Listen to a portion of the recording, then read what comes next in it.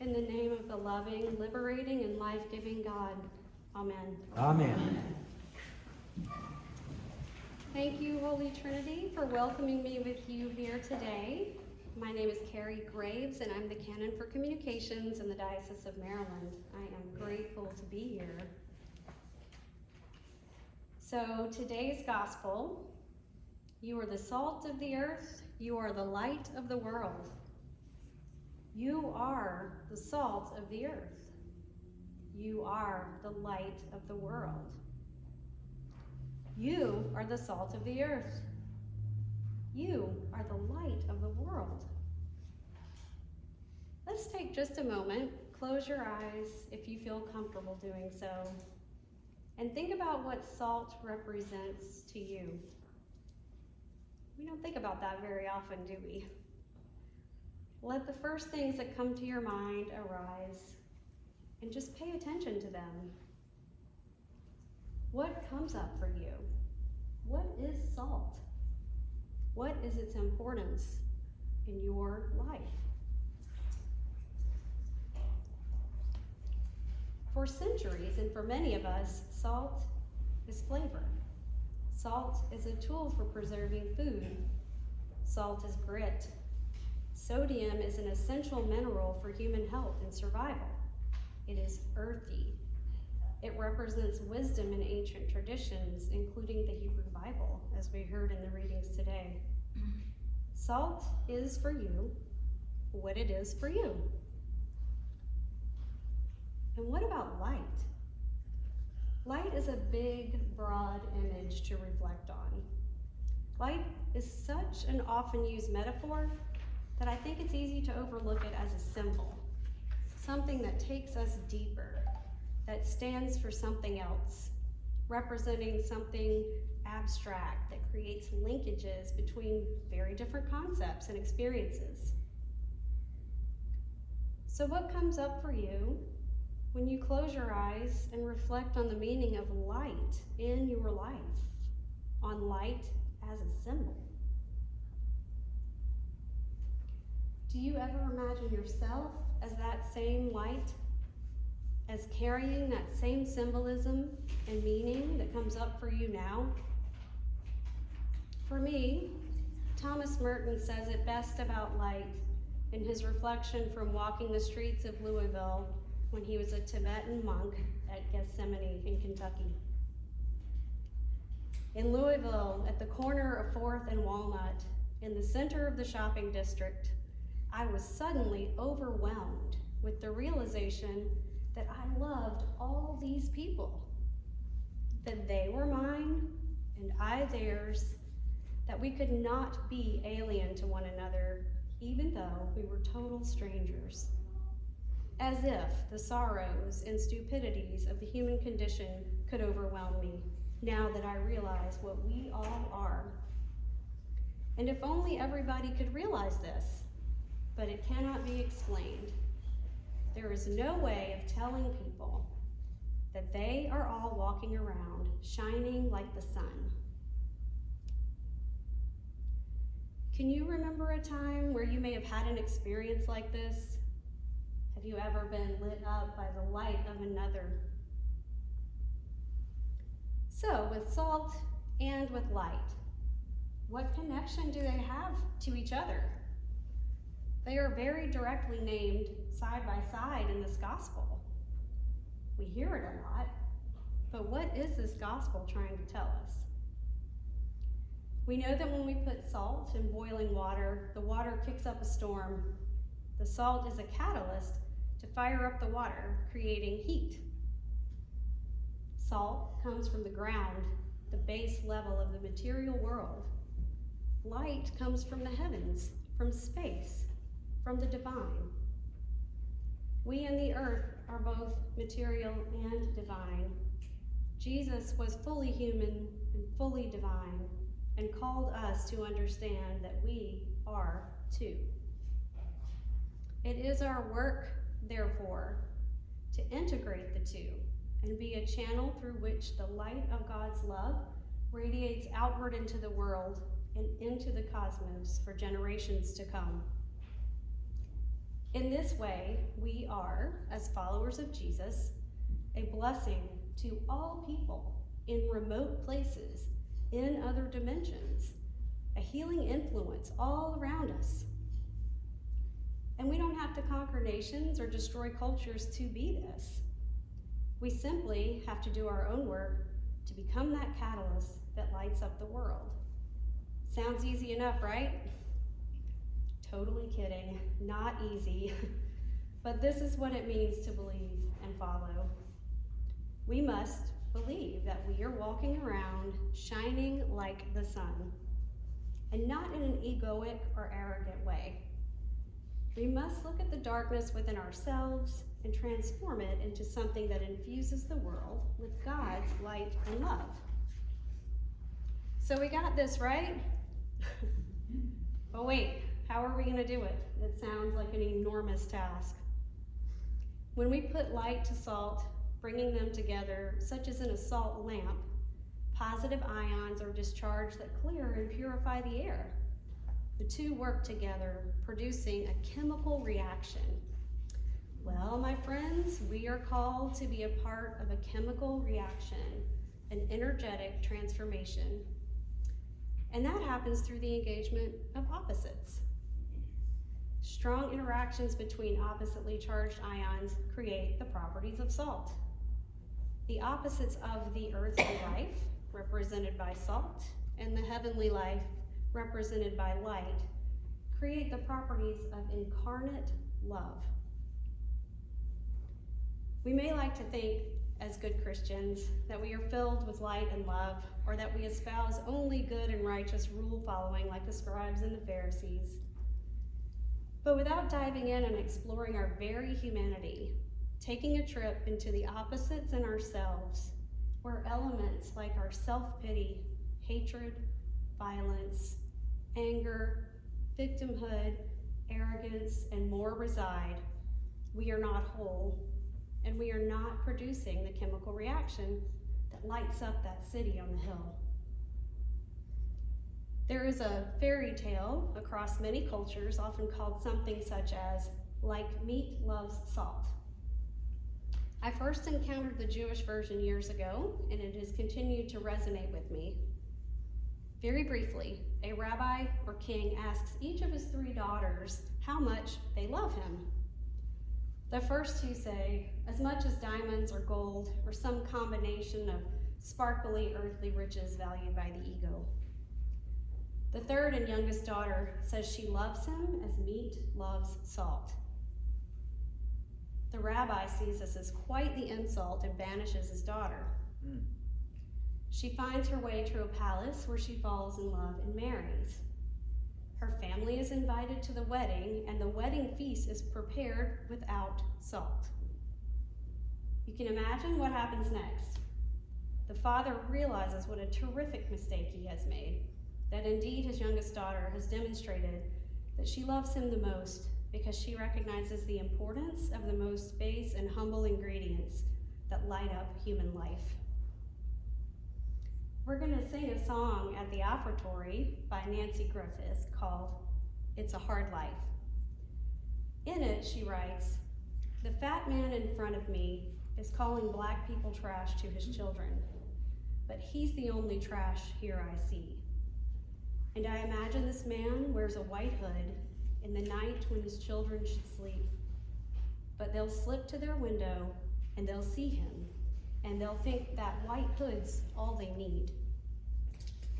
Now I take her point here that what we live by and set as an example echoes evil and trauma throughout generations, and she's right. But what really sticks out to me is that she remarks that the man is fat in a derogatory way and that he is trash. What he is doing by teaching hatred is trash, as my teenagers would say. But he is reflecting what he was taught. Griffith goes on to write that if we poison our children with hatred, then the hard life is all that they'll know. And she's right. This man is a child of God who was likely poisoned with hatred himself and could benefit from the light that followers of Christ produce to stop the cycle of hatred repeating in his own children's lives. We know that in this diocese, we are making a concerted effort to believe that we can heal the future and end all forms of hatred, particularly systemic racism, by doing the work of living as a community of love. That community, however, is made up of us, individual humans, who each must do our own work instead of pointing fingers.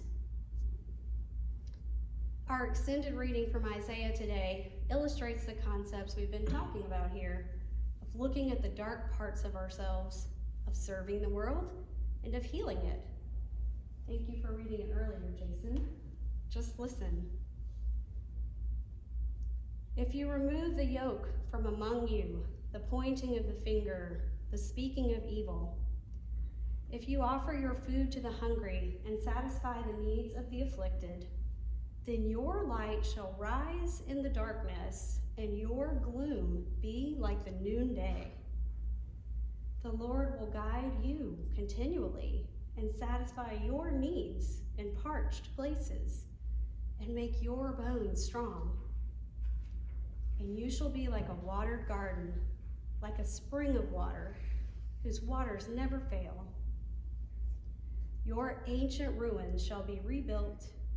You shall raise up the foundations of many generations. You shall be called the repairer of the breach, the restorer of streets to live in. And all the streets can be like the corner of 4th and Walnut in Louisville. I added that last line. Studies have shown that we can heal generational trauma, such as that caused by slavery and oppression, abuse and addiction, for generations to come by doing the work of being salt, healing ourselves at the earthy level. I highly recommend the book, My Grandmother's Hands, Racialized Trauma and the Pathway to Mending Our Hearts and Bodies by Resma Menakem, if you'd like to know more about the difference we can make by healing ourselves at the body or somatic level. So this is a lot. It's the work of Jesus, and it's not easy. And I think a good place for us to start is to get into our bodies, tap into the energy of creation, of earth and light by singing. Singing is vibrational, creational, and powerful. The Reverend Jim Hamilton, rector of Church on the Square in Canton, Baltimore, preached on Luke 2:20 through 40 at our monthly gathering of clergy and wardens last week about the importance of writing songs and singing songs so that our stories may abide in each other and transform us. His homily inspired me, and this is not the 8 o'clock service, but we did it then too. So we're going to do that. Sing, that is. A friend and colleague of mine in North Carolina, Tim Hussey, is a spiritual songwriter. As I was preparing to preach today, his beautiful song, Benediction, flowed through my mind. To me, it is the perfect song for today's gospel and the alchemical work we have to do together with God to shine a light for ages to come. I'd like to sing it for you, and then you are going to sing to each other. Introverts, Episcopalians, introverted Episcopalians or not, we'll give it a shot.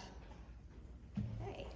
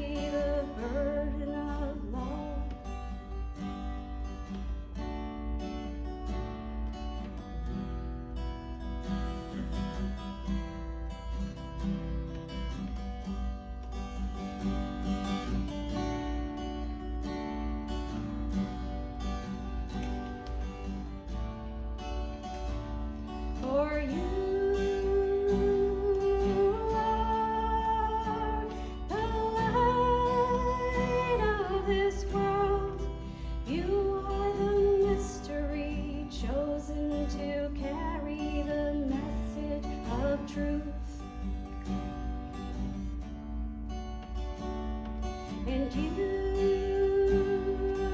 are the light of this world. You are the mystery chosen to carry the burden of love.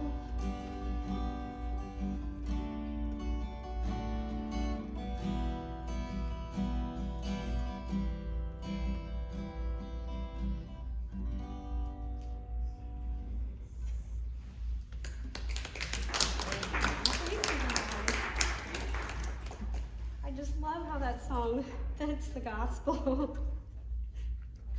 So now, maybe we can all get a bit of a feel for what this work of combining salt and light to transform the world with love is like. I'm going to have you stand up as you are able, or stay seated, but find a partner. You guys are good at that here. It's game time.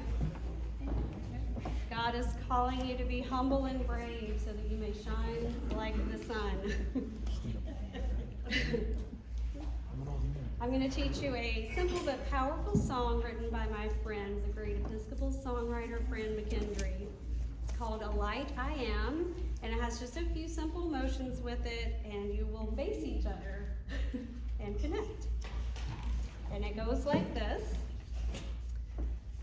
A light I am for those who seek, a lens I am for those who look, a door I am for those who knock, a road I am for those who walk.